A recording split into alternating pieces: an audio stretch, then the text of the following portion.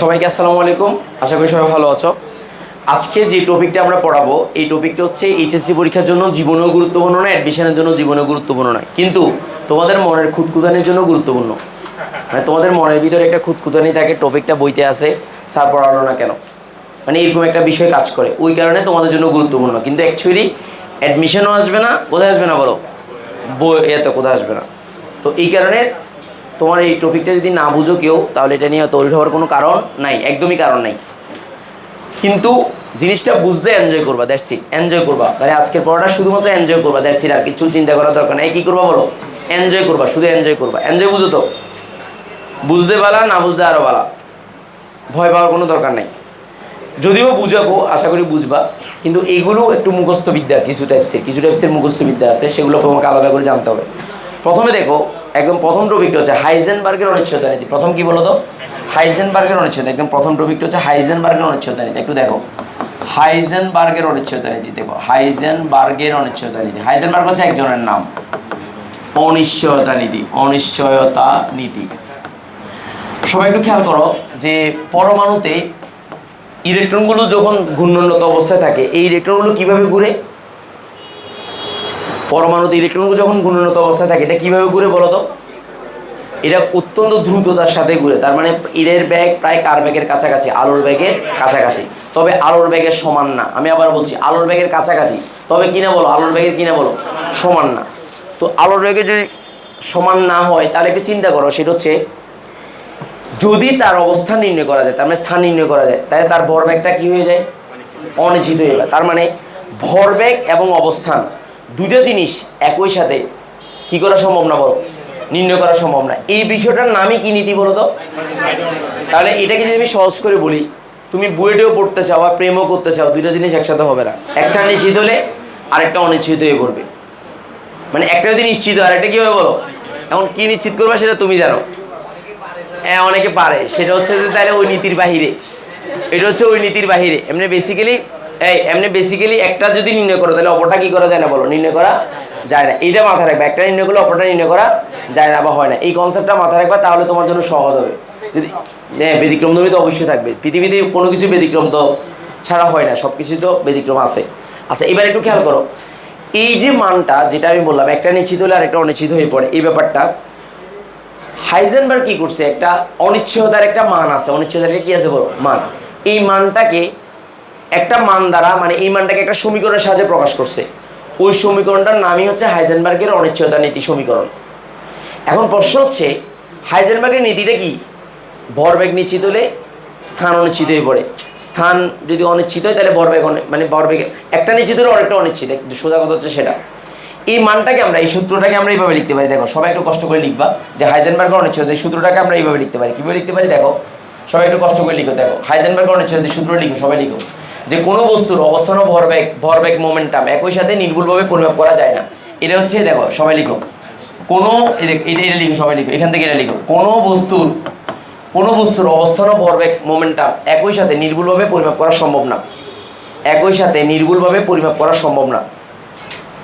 এটা হচ্ছে মূলত হচ্ছে হাইজেনবার্গের অনিশ্চয়তা।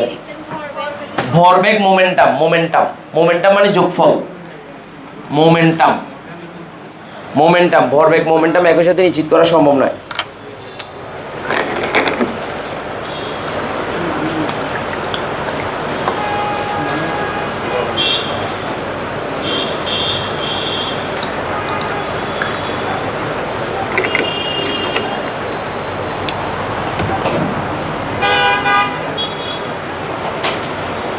কোনো বস্তুর অবস্থান ও ভরবেগ মোমেন্টাম একই সাথে নির্ভুলভাবে পরিমাপ করা সম্ভব নয়। তাহলে হাইজেনবার্গ এই অনিশ্চয়তা নীতিকে একটা সমীকরণের সাহায্যে প্রকাশ করেন। সমীকরণটা আমি দিলাম,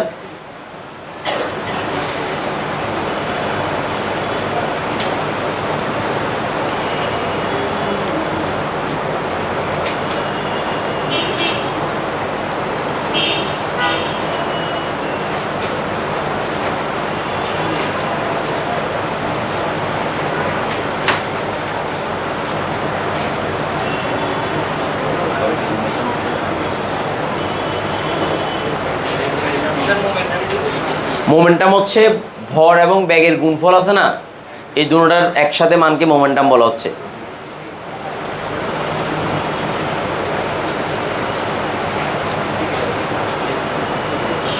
একই সাথে নির্ভুলভাবে পরিমাপ করা সম্ভব নয়, একই সাথে নির্ভুলভাবে পরিমাপ করা সম্ভব নয়। আচ্ছা, এই অনিশ্চয়তার মানটাকে একটা সমীকরণের সাথে প্রকাশ করা হয়। এই সমীকরণটা কি একটু দেখো, খেয়াল করো। এই সমীকরণটা হচ্ছে ডেল এক্স মানে কি বলো, কি স্থান অনিশ্চয়তা, আর ডেল বি মানে কি বলো, ভরবেগ অনিশ্চয়তা। আচ্ছা, এবার আমাকে বলো ভর এবং বেগের গুণফলকে কি বলা হয় বলো। আচ্ছা, ভরটা কনস্ট্যান্ট না, তাহলে ব্যাগটা কিন্তু কনস্ট্যান্ট না, এই কারণে এম ডেল বি বলা যায়। এম হচ্ছে ইলেকট্রনের ভর আর ডেল বি। এখানে দেখো এই এইচ ক্যাট মানে কি 2h/2 এমনি 4/8 এর মানটা মানে এই অনিশ্চয়তার মানটা h/4 এর বেশি হবে। তার মানে যে ত্রুটিটা হবে এই ত্রুটিটার একটা মান, এই মানটা এত এর কম হতে পারবে, এত হবে বা এত এদের কি হবে বলো, বেশি হবে। এখন আমাকে বলো এই যে একটা অনিশ্চয়তার মানটা, এটার সাথে এটা যদি গুণফলের মানটা এটা হয়, তাহলে এটার সাথে এটা সম্পর্ক ব্যস্তানুপাতিক না? মানে একটা নিশ্চিত হলে আরেকটা কি হবে বলো, একটার মান যদি ত্রুটি যদি কম হয় আরেকটার মানটা বেশি হবে, কথাটা বা গুণফলের মানটা কি হবে বলো, সমান হবে। এটা একটা সমীকরণের সাহায্যে প্রকাশ করছে বিদায় এটাকে আমরা বলি হাইজেনবার্গের অনিশ্চয়তা নীতি সমীকরণ। কি সমীকরণ বলি বলো, হাইজেনবার্গের অনিশ্চয়তা নীতি সমীকরণ। তো লাস্টে দিয়ে এই সমীকরণ মানে দুটোর সমীকরণই কারেক্ট, দুইটা সমীকরণই কারেক্ট, পাশে দিয়ে রেখো দুইটা সমীকরণই কারেক্ট। তাহলে ভর এবং ব্যাগ, তাহলে ভরটা কনস্ট্যান্ট, এখানে এমটা কনস্ট্যান্ট, এখানে ইয়া দাও এই জায়গাতে, এটাতে ফুল স্টপ দাও, মানে কি এটা ভর বোঝাচ্ছে। এটা এইচ কাট মানে এইচ এর সাথে এই যে এইচ, তো এইচ আছে, তো এইচ এর সাথে একটা কাট আছে, কাট এইচ কাট বলে, এটাকে এইচ কাট বলে। মানে এই দুটোটা কোনো বইতে এরকম দেওয়া আছে, কোনো বইতে এরকম দেওয়া আছে। সো বোথ আর কারেক্ট, বোথ আর কি বলো কারেক্ট, মনে রাখবা বোথ আর কারেক্ট। হ্যাঁ, দুটোটা একই সমীকরণ মানে হ্যাঁ মান একই তো, কারণ এইচ এর মানটা তো এটা, তো এইচ কাটের মান গুণ করলে এই মানটাই তো আসবে, গুণ করলে উপরের মানটা আসবে। সো এখানে কোনো ঝামেলা হবে না। সবাই লিখো, দ্রুত লিখো।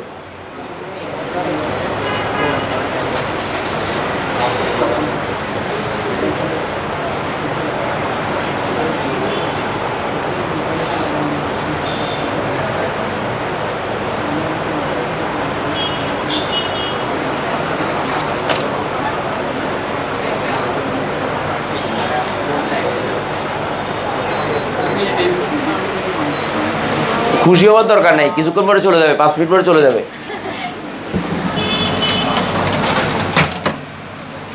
খুশি হওয়ার দরকার নাই, বুঝছো, 5 মিনিট পরে চলে যাবে।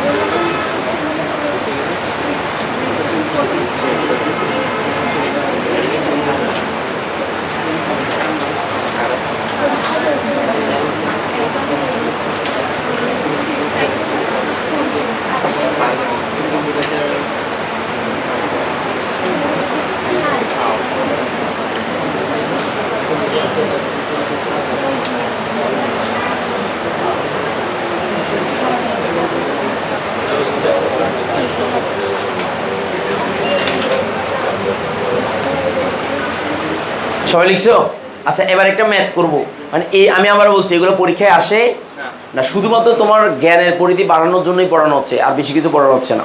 কারণ আমি চাই কোনো কিছু বাদ না থাক, সবগুলো একসাথে ভালোভাবে পড়ানো হোক, দ্যাটস ইট। এখন সবাই দেখো একটা অঙ্ক করবো, এই অঙ্কটার দিকে তাকাও, অঙ্কটা করবো দেখো, একটা অঙ্ক করবো। অঙ্কটা হচ্ছে একটু খেয়াল করো, এই কথা বলিস না, দেখ অঙ্কটা হচ্ছে, প্রথমে অঙ্কটা লিখ, সবাই অঙ্কটা লিখে তারপরে দেখ হিলিয়াম আয়নের ইলেকট্রনটি, দেখ হিলিয়াম আয়নের ইলেকট্রনটি, সবাই একটু দেখ হিলিয়াম আয়নের ইলেকট্রনটি, সবাই দেখ হিলিয়াম প্লাস আয়নের ইলেকট্রনটি কোনো বিশেষ মুহূর্তে নিউক্লিয়াস থেকে 10.5 ফেমটোমিটার, নট এই ফিকোমিটার, সরি ফেমটো বলছে, ফিকোমিটার দূরত্বে অবস্থান করে। ইলেকট্রনটির ব্যাগের অনিশ্চয়তা কত? ইলেকট্রনের ব্যাগের অনিশ্চয়তা। এখন আমাকে বল ভর অনিশ্চয়তার কথা বলছে, তাহলে ভরটা কনস্ট্যান্ট থাকবে, ভরটা হচ্ছে ইলেকট্রনের ভর, ভরটা হচ্ছে ইলেকট্রনের ভর, এবং সবগুলো কোন এককে লিখতে হবে বল, এম কে এস একক। কোন একক বল, এই যে ফিকোমিটারকে আমরা ইনভার্স 12 দিয়ে মিটার এককে নিলাম, তারপরে এটাকে কেজি এককে লিখলাম, আর প্লাঙ্কের ধ্রুবককে এমকেএস একক, জুল সেকেন্ড এককে লিখলাম।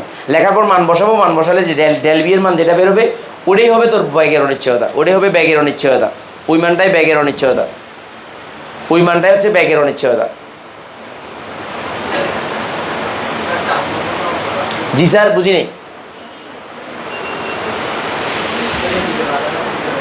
এসিতে বাতাস লাগতেছে না, কি করতাম বল?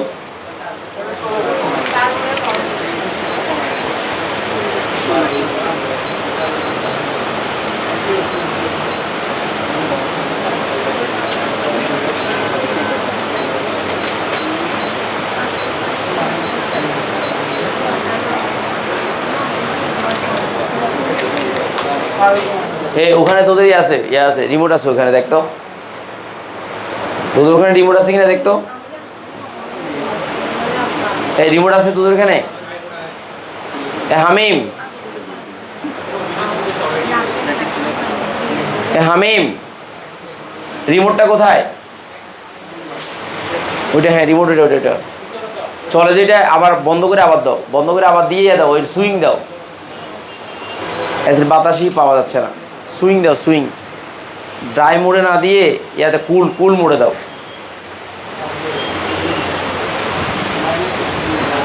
হ্যাঁ কমে দাও, কুল কুলে দিয়ে, হ্যাঁ তারপর হ্যাঁ তার সুইংটা দাও, সুইং মোডটা দাও।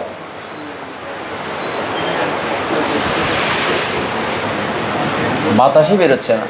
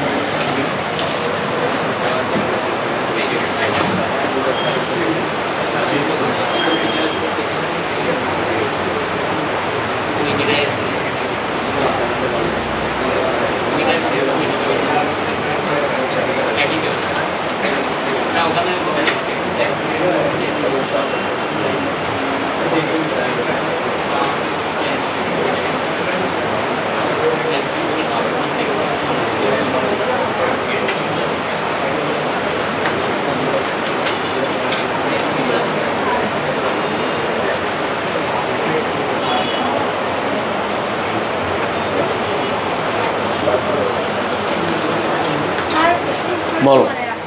না না না, কিছু মনে রাখতে হবে না। কেন? পরীক্ষায় তো আসবে না, তো মনে রাখবা কেন? পরীক্ষা আসবে নাকি? এটা পরীক্ষা আসবে না, তাহলে কেন করাচ্ছি? যাতে তোমাদের ধারণা হয়, দ্যাটস ইট। এটা পরীক্ষা আসবে না, আসার সম্ভাবনাও নাই, তাহলে আমি কেন করাচ্ছি? তোমাকে বোঝানোর জন্য। আচ্ছা, সব অঙ্কটা হয়েছে, আনসার মানটা লিখছো? কোন সবগুলো মান কোন এককে লিখছো বলো? এমকেএস এককে। তাহলে একক কয় রকম? সিজিএস, আর এটা কি বলো? একক যদি তুমি বসাও, তাহলে সিজিএস একক বসালে সব সিজিএস একক, এমকেএস একক বসালে সব কি বলো? আদা সিজিএস আদা এমকেএস হবে না? হবে না মানে হবে না, সোজা কথা, স্ট্রেট ফরওয়ার্ড, কোনো কথাবার্তা ছাড়া। আচ্ছা এবার আসো, এবার একটু শ্রোডিঞ্জারের তরঙ্গ সমীকরণে আসি। আমরা পড়াটা বেশি লেন্দি করবো না, সহজ করে দেবো। দেখো এর আগের বেশি অনেক লেন্দি হয়েছে। দেখো শ্রোডিঞ্জারের তরঙ্গ সমীকরণটা কি আমি তোমাকে বলি। দেখো শ্রোডিঞ্জারের বিড়ালের নাম শুনেছো? এই শুনেছো? শ্রোডিঞ্জারের একজন সহকারী ছিল।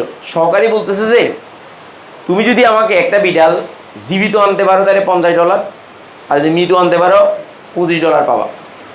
এখন সহকারী অনেক চালাক ছিল, সে একটা কালো বাক্সের মধ্যে একটা বিড়াল আনি, বলতেছে যে এটার ভিতরে যদি বিড়ালটা বেঁচেও থাকতে পারে, মরে যেতে পারে, তাহলে দুইটাই সম্ভাবনা আছে। ওই দুটো সম্ভাবনা যদি হয় তাহলে আমাকে $75 দিয়ে দেবে। তার মানে কি, সে $50 নেবে, আবার কয় ডলার? $25 নেবে। এবং শ্রোডিঞ্জার তো মারফেসে পড়ে গেছে কথার, তখন তাকে $75 দিতে হয়েছে। শত ছিল কি বল? যদি জীবিত আনে তাহলে কি হবে বল? আর যদি মৃত আনে তাহলে কত? আর ওই ভদ্রলোক একটা বাক্সের মধ্যে ভরে আনছে, ভরে আনি কথা সাত নেন, এটা জীবিতও থাকতে পারে মৃতও থাকতে পারে সম্ভাবনা। তাহলে তো আমাকে $75 দিয়ে দেন। এবার দোনোটাই সে পাইছে। তাহলে এখান থেকে কী পাইলা বল? এখান থেকে পাইলে হচ্ছে একটা বিড়ালকে যদি তুমি একটা বাক্সের মধ্যে বন্দি করে রাখো, যদি এটার মধ্যে ইলেকট্রিক শক দাও বা সামথিং কিছু দাও, বিড়ালটা 2 রকমের অবস্থায় পৌঁছতে পারে, হয় মরে যাবে না হয় বেঁচে থাকবে। দোনোটার সম্ভাবনা কত বল? 50-50, বাঁচতেও পারে মরতেও পারে। এই ব্যাপারটা হচ্ছে সম্ভাবনা। কি বল? সম্ভাবনা। এখন পরমাণুর মধ্যে ইলেকট্রন যখন গুণোন্নত অবস্থায় থাকে, এই পরমাণুর মধ্যে ইলেকট্রন যখন কি থাকে ভাই দেখে থাকে, পরমাণুর মধ্যে ইলেকট্রন যখন গুণোন্নত অবস্থায় থাকে, কি অবস্থায় থাকে আবার বল? ঘূর্ণনত অবস্থায় ইলেকট্রনগুলো যখন থাকে তখন কি ঘটনা ঘটবে জানিস? তখন এই ইলেকট্রনগুলো নিউক্লিয়াসের চারপাশে সকল জায়গায় ইলেকট্রন থাকে না, কিছু কিছু জায়গায় সবচেয়ে বেশি থাকে, কিছু কিছু জায়গায় কি থাকে বল? কম থাকে। এই ব্যাপারটা বোঝানোর জন্য তোকে একটা ভিডিও দেখাই আমি। এই ব্যাপারটা তোকে আমি বোঝানোর জন্য একটা ভিডিও দেখাবো, তারপর হচ্ছে তোর মূল আলোচনা দেখ। আমি ভিডিও দেখাচ্ছি একটা, আমি দেখাচ্ছি, ভিডিও দেখাচ্ছি। এই ব্যাপারটা একটু বোঝার জন্য একটু দেখ, এদিকে বোঝার জন্য একটু দেখ, সবাই একটু খেয়াল। While Bohr and de Broglie managed to describe hydrogen, Schrödinger's equation was able to describe hydrogen with the same detail. And then, it could go far beyond. It manages to account not only for the hydrogen atom, but it describes nothing less than all the atoms and all the elements in the universe.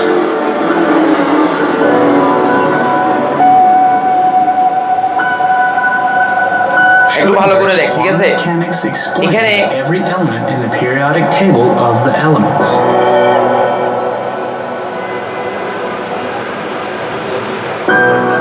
দেখ একটু ভালো করে দেখ, আমি তোকে দেখাই যে Schrödinger কি বলতে চাচ্ছে। এটা হাইজেনবার্গ এইমাত্র একটা অনিশ্চয়তা নীতির ব্যাপারটা পড়ালাম।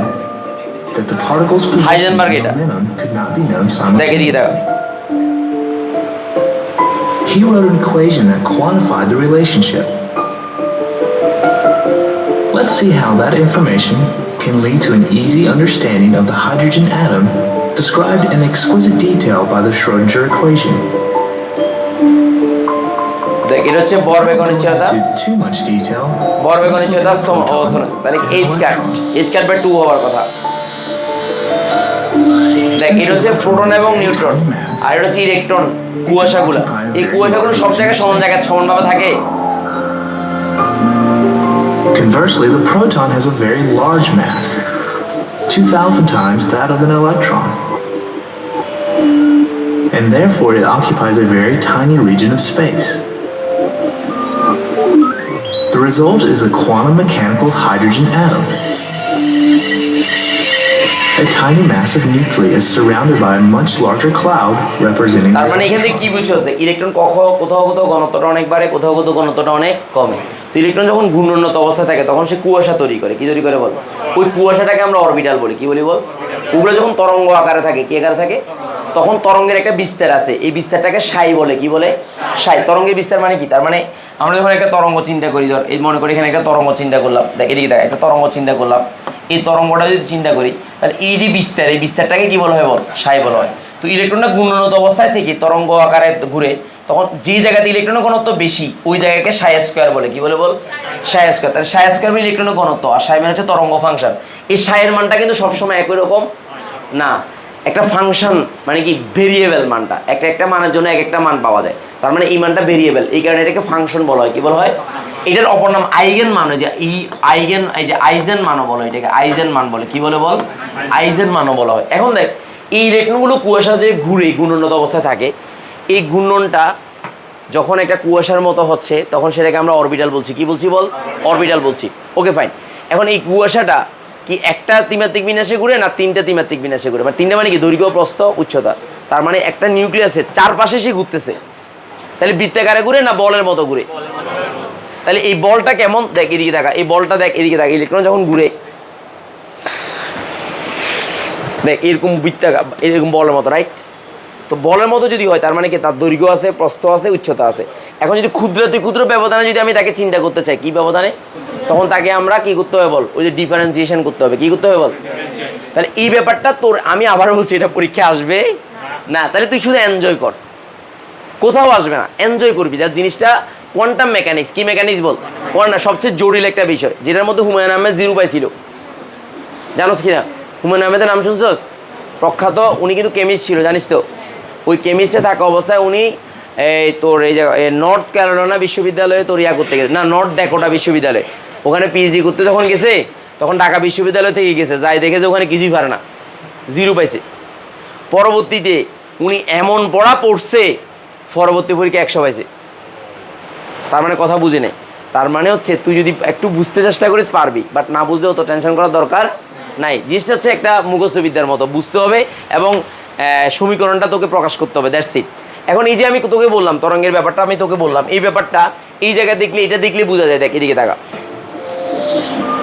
কখনো বেশি কখনো If we look com. at a simple graph relating the probability of finding the electron in a shell at a given distance from the nucleus, we find that as we travel outward from the nucleus, the probability increases at first as the shell expands. Hello It reaches a maximum value and then decreases again. আচ্ছা এটা বুঝছিস, As the electron এখানে যে ব্যাপারটা বলছি এটা বুঝছিস? almost nothing at দেখ এদিকে large দেখা, distances. আমি একটু বলি, ইলেকট্রন যখন নিউক্লিয়াসে যত দূরে যাওয়া যায় প্রাথমিকভাবে ইলেকট্রনটা পাওয়া যায়, কিন্তু একটা নির্দিষ্ট দূরত্বে ইলেকট্রনের ঘনত্ব সবচেয়ে কী হয় বল, বেশি হয়। ওই যেখানে তার ঘনত্ব সবচেয়ে বেশি হয় ওটাকে আমরা অরবিট বলি। কী বলি বল? দেখ এই জায়গাতে ইলেকট্রনের ঘনত্ব সবচেয়ে কী বল, বেশি। এই জায়গাতে ইলেকট্রনের ঘনত্ব সবচেয়ে কী বল, বেশি। যে জায়গাতে ইলেকট্রনের ঘনত্ব সবচেয়ে বেশি তাকে আমরা কী বলি বল, অরবিট বলি। তাহলে দেখ একটু ভালো করে খেয়াল কর। Amazingly, the radius where the probability reaches the maximum এইটাকেই আমরা is অরবিট বলছি, precisely right? equal to the radius of the first তাহলে এগুলো কি orbit সম্ভাবনা of the ফাংশন না most কি function ball? of the hydrogen atom. সম্ভাবনা function, হ্যাঁ ওকে। And its energy is exactly equal to the energy of an electron in this orbit in the Bohr atom. So this is a very good picture of a hydrogen atom with an electron in the lowest energy state. তাহলে দেখ এই যে ইলেকট্রনটা এখানে দেখতেছিস, তার মানে এই জায়গাতে electron পাওয়ার সম্ভাবনা সবচেয়ে কি বল, এর মানে এই না যে এই জায়গাতে সব সময় থাকবে, মাঝে মাঝে এখানে ইলেকট্রন আসতে, দিস ইজ দ্য সম্ভাবনা বা প্রবাবিলিটি ফাংশন, বুঝতে পারছি? এটা হচ্ছে সম্ভাবনা ফাংশন। কি ফাংশন বল? এটা কি বরাবর থাকে, দৈর্ঘ্য, প্রস্থ এবং উচ্চতা, তার মানে কি 3টা মেট্রিক। এই 3টা জিনিসটাকে একসাথে করে বিজ্ঞানী শ্রোডিঞ্জার একটা সমীকরণ প্রস্তাব করেন, যে সমীকরণটা তোকে মুখস্থ রাখতে হবে। যে সমীকরণটা তোকে কি রাখতে হবে বল, মুখস্থ রাখতে হবে। এই সমীকরণটা হচ্ছে কি, এইটাই তোকে আমি দেখাচ্ছি এখন।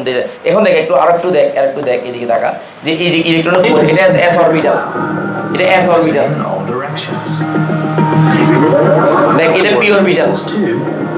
The shape can take two forms, although both shapes have the same energy. দেখ এটা হচ্ছে 1s, দেখ এটা হচ্ছে 1s, এটা 2s। খেয়াল কর, এটা 1s, এটা কি বল, 2s। মনে রাখবি, ওকে? এবার দেখ One sphere inside the other, while the other shape for n equals 2 is in the shape of a dumbbell. For other values of n, the shapes can be pretty strange, like this torus plus dumbbell shape.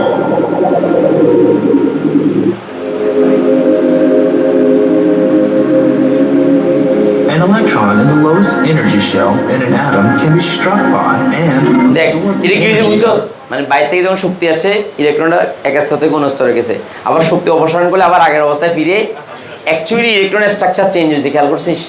মানে আগে যেভাবে ঘুরতো সেভাবে না করে একটু দূরবর্তী অঞ্চলে ঘুরতেছে। তাহলে এই ব্যাপারটার নাম কি বলতো? এটা যে আমরা শক্তি শোষণ ও বিকিরণের ব্যাপার বলি, যে ওই শোষণ বিকিরণের ব্যাপারটা এখানে দেখাচ্ছে। কি ব্যাপারটা দেখাচ্ছে? আমাদের আমরা কুয়াশা তো বুঝছি তো, অরবিটাল যেগুলো আমরা বলি, S orbital, P orbital, D orbital, F orbital, এগুলো মূলত ইলেকট্রনের ঘূর্ণনের কারণে কুয়াশা তৈরি হয়। কার কারণে বল? ইলেকট্রনের ঘূর্ণনের কারণে কুয়াশা তৈরি হয়, দ্যাটস ইট।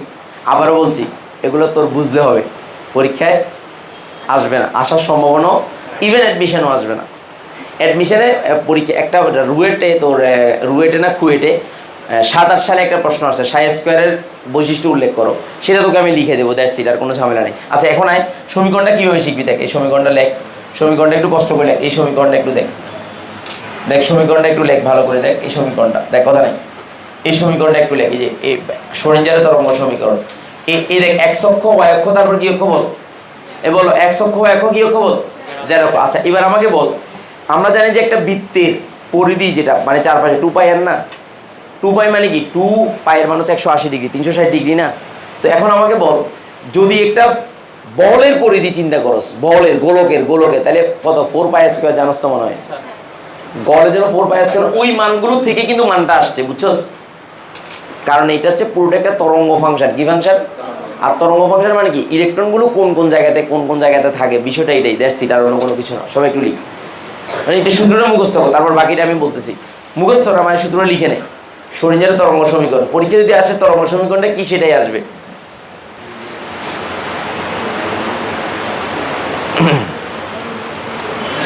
যারা আসবে ওয়েট একটা মিনিট। হ্যাঁ, শোডিঞ্জারের তরঙ্গ সমীকরণ, সবাই লিখ শোডিঞ্জারের তরঙ্গ সমীকরণ 8π² m e - v, আর এখানে সাই e - v divide by psi divide by h²। ডিমের ডিফারেন্সিয়েশন, তার মানে কি আমরা করি না এই সাধারণ তোদের ম্যাথের মধ্যে এই ক্যালকুলাস আছে না, ওই ক্যালকুলাসের একটা বিষয়। কার বিষয় আর বল? ক্যালকুলাসের একটা বিষয়, মনে রাখবি ক্যালকুলাসের একটা পার্ট, এটা ক্যালকুলাসের একটা পার্ট। দ্যাটস ইট, ক্যালকুলাসের একটা পার্ট। এই কার পার্ট আবার বল? ক্যালকুলাসের একটা পার্ট।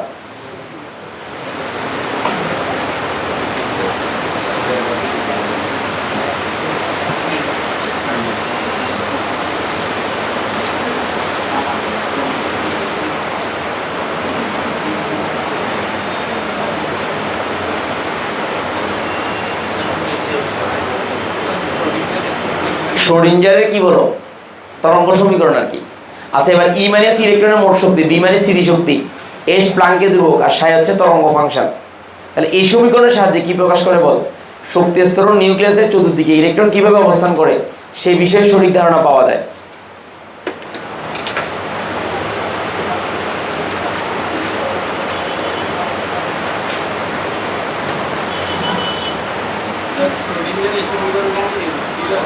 শোডিঞ্জার, হ্যাঁ এই তো দেখ, এটা প্রমাণ দেখবি। এখন তো চিন্তা করতেছি স্যার প্রমাণটা মনে একটু দেখলে ভালো। দেখ এই প্রমাণটা তোর দরকার নাই, তারপর আমি দেখাচ্ছি তোকে। দেখ এদিকে দেখ, প্রমাণটা তোর দরকার নাই, আমি তারপর তোকে দেখাচ্ছি। তার ওই এদিকে দেখ, এই যে না জীবনও আসবে না প্রমাণ। দেখ এদিকে দেখ, এই প্রমাণটা এখান থেকে আসছে। দেখ এদিকে দেখ, এই প্রমাণটা হচ্ছে যদি আমরা যে কোনো একটা অক্ষ বরাবর যদি ইলেকট্রনের ঘনত্ব চিন্তা করি, তাহলে ওই অক্ষ বরাবর 4πr², কিছুক্ষণ আগে বলছিলাম 4πr² ল্যামডা মানে তরঙ্গ দৈর্ঘ্য হিসাব করে এই ধরনের ফাংশন দ্বারা প্রকাশ করা যায়। অক্ষ কয়টা বল? 3টা। তাহলে এক্স অক্ষ, ওয়াই অক্ষ, জেড অক্ষ, এই 3টা অক্ষ যোগ করবে, যে এক্স অক্ষ, ওয়াই অক্ষ, জেড অক্ষ। দেন এটাই ইজ ইকুয়াল টু এই যে -4πr² সাই। এখন আমরা জানি যে তোদেরকে আমি পড়িয়েছিলাম, সেটা হচ্ছে যে ডি ব্রগলি সমীকরণ, ল্যামডা ইজ ইকুয়াল টু কি h/mb না? ওই ল্যামডার মানটা দেখ, এই ল্যামডার মানটা h/mb, এই ল্যামডা স্কোয়ারের মানটা h²/mb²। যদি আমরা h²/mb² বসাই, তো এটাকে যদি দুই পাশে পক্ষান্তর করি, তো আমরা জানি হাফ mb² সমান কি, যে ই ইজ ইকুয়াল টু স্থিতিশক্তি প্লাস কি বল, তাহলে ই সমান কি বল, কে কাইনেটিক এনার্জি, আর হচ্ছে যে কি গতিশক্তিটা। এখন আমাকে বল কে ইজ ইকুয়াল টু কি বল, ই - বি। এখন আমাকে বল কে সমান কি বল, হাফ mb²। তো mb² যদি হয়, তো তাহলে এখন আমি লিখতে পারি না যে ই - বি সমান হাফ mb²। তাহলে b² সমান কত, 2/e⁻v/m। ওই মানটা এখানে বসাই দিয়েছি। বসাই দেওয়ার পর যে সমীকরণটা আছে, এই সমীকরণের নামে কি সমীকরণ বল? লাগবে লাগবে লাগবে না। তাহলে কেন তোকে জাস্ট একটু দেখলি যে জিনিসটা কিভাবে আসলো, দ্যাটস ইট। তারপরেও তো জিনিসটা মনে করা হয়েছে। দেখ এই যে মনে করা হয়েছে দেখ এই প্রথমে দেখ, এই যে মনে করা হয়েছে দেখ, এই প্রকাশ করা যায়, কিন্তু কেমনে যায় তোকে কিছু বলছে? তারপরে ধারণা করে জিনিসটা প্রথমে কল্পনা করে লিখে তারপরে বাস্তবতাতে রূপান্তর করছে, দ্যাটস ইট। বুঝছ নাই?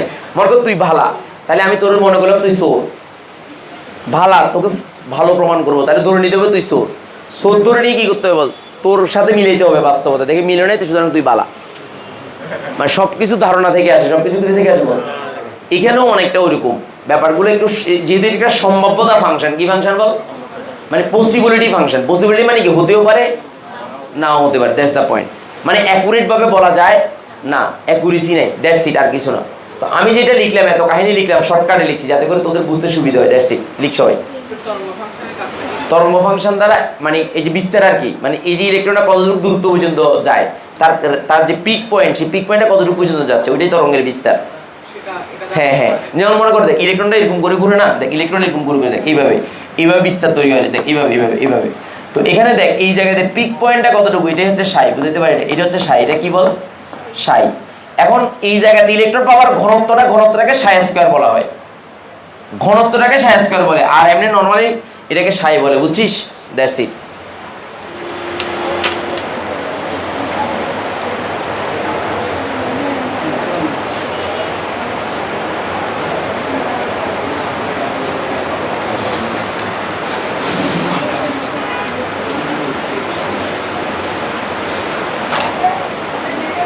সবাই লিখছো?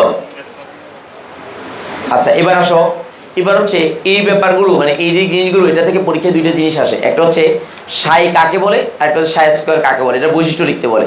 এটা পরীক্ষায় রুয়েটে আসছে বলছিলাম। কোথায় আসছে বল? রুয়েটে আসছে বলছিলাম। এই কারণে তোকে একটু মানে এটা এখন যেটা লিখবো সেটা গুরুত্বপূর্ণ, এটাকে ভেরি ভেরি ইম্পর্টেন্ট দে। এখন যেটা লিখবো সেটাকে ভেরি ভেরি ইম্পর্টেন্ট দে। লিখছিস? লিখছিস? পরীক্ষায় আসতো, পরীক্ষা আসবে, বারবার স্মরণ করাচ্ছি, কারণ তোর কাছে হয়তো হীনমন্যতায় ভুগতে পারিস। আল্লাহ এই জিনিসটা আমি পারতেছি না, এরকম মনে হতে পারে। এটা পারার দরকার নেই, এটা আমি করাতাম না, আমি করাচ্ছি একটা মাত্র কারণ, তোদের যাতে মনে না হয় যে আমরা জিনিসটা বাদ দিয়ে গেছি, এটা যাতে মনে না হয়। হয় না, অনেকে চিন্তা করতে পারে স্যার তোমার এটা পারা না স্যার, এগুলো আমাদের রেকর্ডেড ক্লাস আছে, তারপরে তোদেরকে করে দিচ্ছি। আচ্ছা এইবার এরপরে সবাই সাই স্কোয়ার এবং সাইয়ের বের লেখ, সবাই লিখ। সবাই প্রথমে লেখ সাইয়ের তাৎপর্য, সবাই লেখ সাইয়ের তাৎপর্য, ভেরি ভেরি ইম্পর্টেন্ট দেখ সাইয়ের তাৎপর্য। সবাই লেখ সাইয়ের তাৎপর্য, সবাই লেখ সাইয়ের তাৎপর্য। সাইয়ের হচ্ছে বিস্তার, তরঙ্গের বিস্তার। এই দেখ, এই যে এই আমাদের মহিতোষ একটা সুন্দর করে দিছে, মহিতোষ না, এই দেখ এই সাই এটা, আর এটা হচ্ছে কি সাই স্কয়ার, তার মানে ঘনত্ব। ও ভালো করে সুন্দর করে প্রকাশ করছে। দেখ ও কিভাবে প্রকাশ করছে দেখায়, দেখ এদিকে দেখ মহিতোষ কিভাবে লিখছে, দেখ তোকে একটু দেখায়, খেয়াল করে এদিকে দেখা। এসে এটাকে সাই দিছে, আর এখানে এটাকে এরকম করে দিছে, দেওয়ার পর এভাবে দিয়ে তো লিখছে সাই স্কোয়ার। তার মানে এটা ইলেকট্রনের ঘনত্ব বোঝাচ্ছে, আর এটা হচ্ছে বিস্তার বোঝাচ্ছে। That's it. এভাবে আমার কাছে ভালো লাগছে বিষয়টা, মানে গুছিয়ে লিখছে, ধন্যবাদ। মানে বিষয়টা বোঝার জন্য লিখছে আর কি। সাই হচ্ছে বিস্তার, আর সাই স্কোয়ার হচ্ছে কি বল, আবার বল। এই সাই স্কোয়ার কি বল? হ্যাঁ এটা মনে রাখবি। That's it.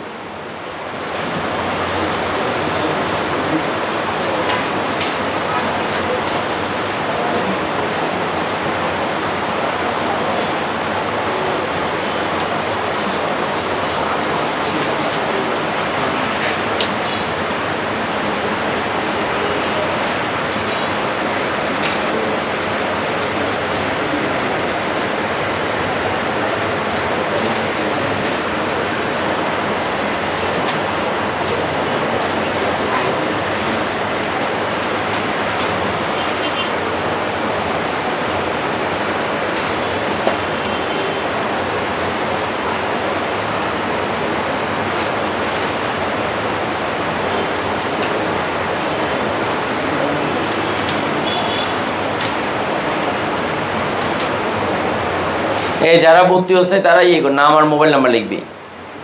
আর যারা ভর্তি হয়েছিস তারা আইডি নাম্বার লিখলে হবে। হ্যাঁ আইডি নাম্বারটা লিখ, ভর্তি হয়েছিস আইডি নাম্বার লিখবি।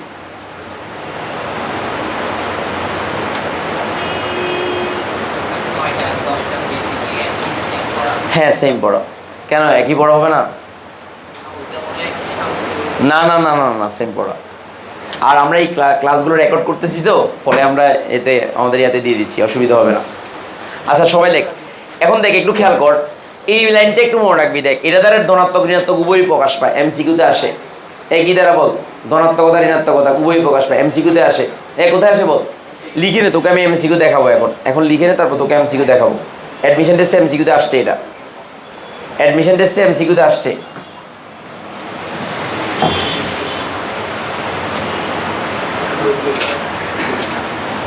এটি বাস্তব, কিন্তু এর কোনো কি নেই বল, ভৌত তাৎপর্য। এটি বাস্তব কিন্তু এর কোনো কি নেই বল, ভৌত তাৎপর্য নাই। এটি বাস্তব কিন্তু এর কোনো কি নেই বল, ভৌত তাৎপর্য নাই। একটু মনে রাখিস, ভৌত মানে ফিজিক্যাল, তার বাস্তবতা। ফিজিক্যাল মানে বুঝছ তো? এই এখন আমি তোমার নাম কি? হ্যাঁ নোহাত। আচ্ছা আমি বললাম যে নোহাত। এখন এই নোহাতকে যদি না চিনস, এই নোহাতটা তোর কাছে একটা বাতাসের মতো না? তাহলে তো যদি না চিনস তাহলে এর কোনো বৌদ্ধ তাৎপর্য আছে? কিন্তু যদি বলি নোহাত একটা মেয়ে, অমুক জায়গায় যায়, স্যার স্টুডেন্ট, তার এই অবস্থা, তখন তাকে যদি বাস্তবে চিন্তা করা যায়, তখন তার বাস্তবতা আছে, বৌদ্ধ তাৎপর্য আছে। বুঝছ নাই?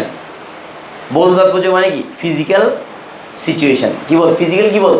সিচুয়েশন। ফিজিক্যালিতে অস্তিত্ব আছে কিনা, দ্যাটস ইট।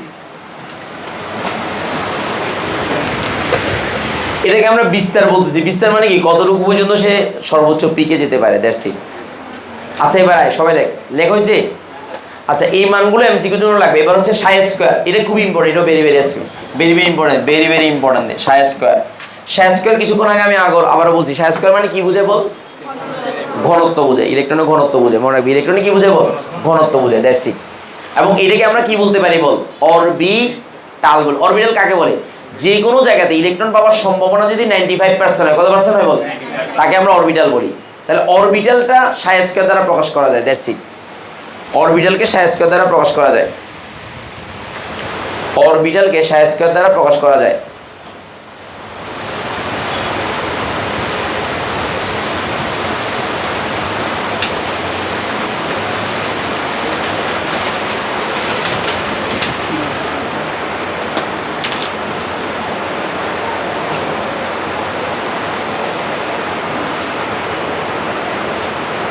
সাই স্কয়ারের সকল মান ধনাত্মক, এর সাথে নিউক্লিয়াসের চারপাশে ইলেকট্রনের ঘনত্ব প্রকাশ পায়।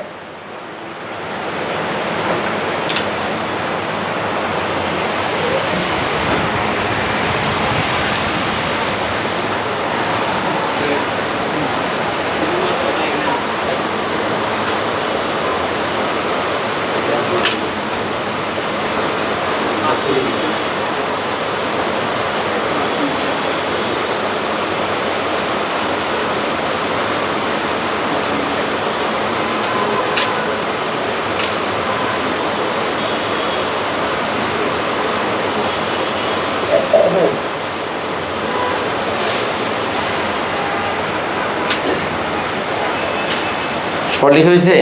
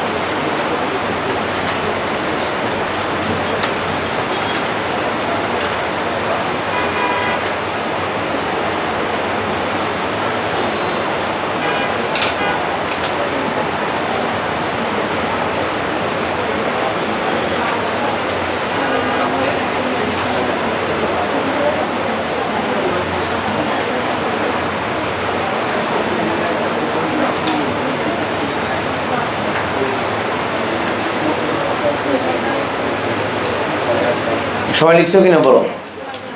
আচ্ছা এবার একটু দেখো, সবাই একটু খেয়াল করো। এই যে জিনিসগুলো বললাম যে কোথায় আসে বলো, মানে পরীক্ষায় আসে, সেটা তোমাদেরকে আমি বলতেছি। আচ্ছা আরেকটা বিষয় আমি একটু দেখাচ্ছি, তার ওই পরীক্ষা যে আসে সেটা একটু দেখাই তোমাদেরকে। যেগুলো পরীক্ষায় আসে একটু দেখাচ্ছি, তার একটা মিনিট। দেখ এগুলো থেকে পরীক্ষায় মাঝে মাঝে অ্যাডমিশন টেস্টে আসে, আমি দেখাচ্ছি। দেখ এদিকে দেখো, এই যে দেখ এদিকে দেখো, সবাই একটু ভালো করে খেয়াল করো। অ্যাডমিশন টেস্টে প্রশ্ন আসছে, আমি এদিকে দেখাচ্ছি। দেখ এই 50 নাম্বার, আইইউ মানে কি বল, আইইউ মানে কি বল, ইসলামিক ইউনিভার্সিটি। দেখ সাই স্কয়ার মানে ইলেকট্রনের তরঙ্গের তীব্রতা। তরঙ্গ তীব্রতা মানে কি, যত বেশি তীব্রতা হবে ঘনত্ব তত বেশি হবে না, যত তীব্রতা বেশি হবে তত কি হবে বল, তাহলে কি বল, কি হবে বল। কত সালে আসছে, 17-18 সালে। দেখ আরো আসছে, আরো দেখাচ্ছি, দাঁড়া একটা গেল দাঁড়া, এদিকে দেখাও। মানে এগুলো কোথায় কোথায় আসে একটু দেখাচ্ছি তোকে, এগুলো দেখা। সাই স্কয়ার আছে, আর একটা থাকতে পারে কোথাও। প্লাঙ্কের ধ্রুবকের মান আসছে। তারপর আমি বলি থায়োসালফেট,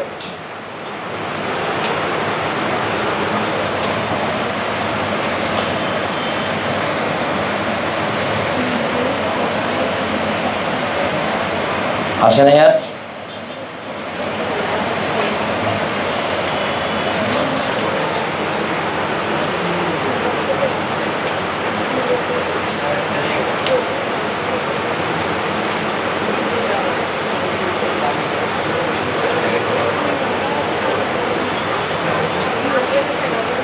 আচ্ছা এই কোশ্চেনটার দিকে তাকায় একটু, যে বোরের পরমাণু কক্ষপথে যতটা মনে রাখবে, যতটা কম্পন সম্পন্ন হয়, এটা আমরা পড়াইছিলাম কোন অধ্যায়ে বল, ওই যে যখন বোরের পরমাণু আমরা পড়াইছিলাম তখন আর কি।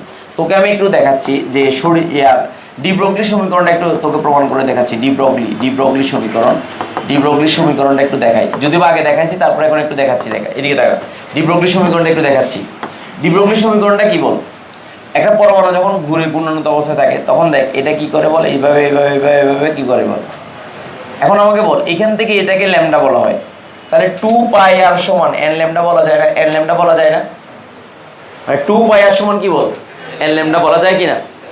যায় কিনা বল। আচ্ছা এবার আমরা সবাই জানি যে E ইজ ইকুয়াল টু কি বলতো, E ইজ ইকুয়াল টু কি না, h নিউ সমান কি hc বাই কি বল ল্যামডা। আবার E ইজ ইকুয়াল টু আমরা কি জানি, mc স্কয়ার জানি না, জানি কিনা বল। তাহলে এই সমীকরণটা এবং এই দুইটা সমীকরণকে যদি একসাথে করস তাহলে দেখ এদিকে দেখা, এই hc by lambda is equal to mc square লেখা যায় কিনা বল। তো এখন আমাকে বল এই দুটো সমীকরণ, একটা শক্তির সমীকরণ আর একটা হচ্ছে তরঙ্গের জন্য সমীকরণ, কথাটা বুঝে নে। তো তাহলে এখন যদি আমি হিসাব করি সিসি কাটাকাটি যায় কিনা বল, যায় কিনা বল। তো তাহলে সিসি যদি কাটাকাটি যায় তাহলে h by lambda is equal to mc লেখা যায় কিনা বল। তো সুতরাং আমি লিখতে পারি না যে lambda is equal to h by mc লেখা যায় না? সিটা কার বেগ বল, আলোর বেগ। কিন্তু যদি কোনো কণা হয় তাহলে সেক্ষেত্রে ভি ধরবো না। তো সুতরাং আমি যদি লিখি যে lambda is equal to h by mb, তাহলে C is equal to V ধরে। তো তাহলে এখন আমাকে বল এই সমীকরণটার নাম হচ্ছে ডি ব্রগলি সমীকরণ। তার মানে কোনো পরমাণুর কণাধর্ম এবং তরঙ্গধর্ম উভয় থাকা, ইলেকট্রনটা কণা হিসেবেও কাজ করে আবার তরঙ্গ হিসেবেও কাজ করে। এবার বল কি হিসেবে কাজ করে বল। তাহলে এটা পরীক্ষা আসে, এটা ডি ব্রগলি সমীকরণ, lambda is equal to h by mb, de Broglie সমীকরণ। ডি ব্রগলি সমীকরণ, এটা মনে রাখবি, ডি ব্রগলি সমীকরণ, ডি ব্রগলি সমীকরণ, ডি ব্রগলি সমীকরণ, ডি ব্রগলি সমীকরণ, সবাই লেখ ডি ব্রগলি সমীকরণ।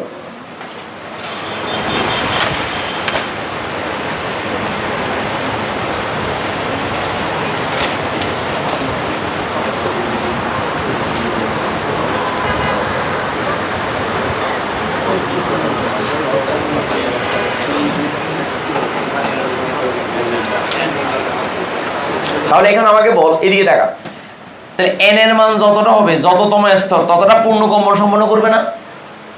যদি প্রথম স্তর হয় ইলেকট্রনটা তাহলে কয়টা পূর্ণ কম্পন সম্পন্ন করবে? একটা।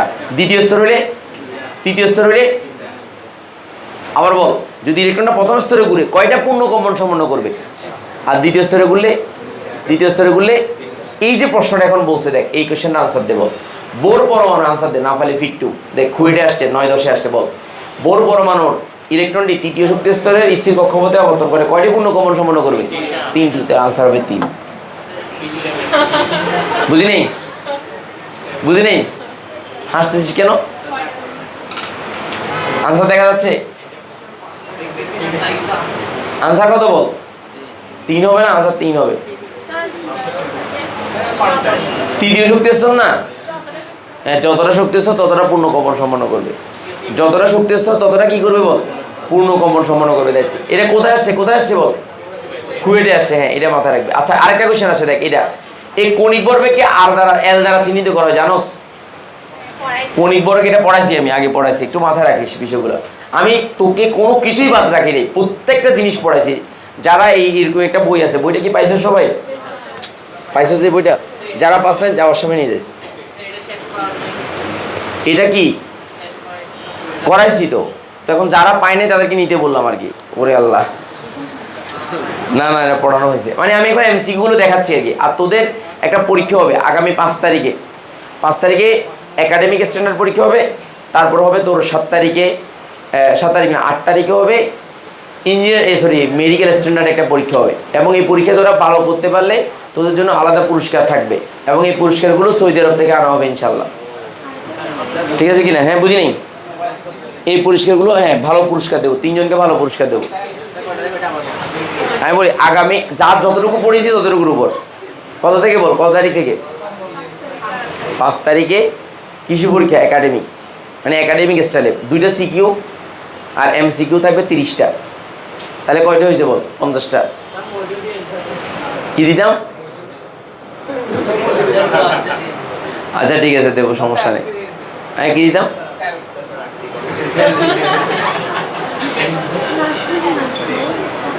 আচ্ছা ফিরেও দিতে পারি, এটাও তো সত্য।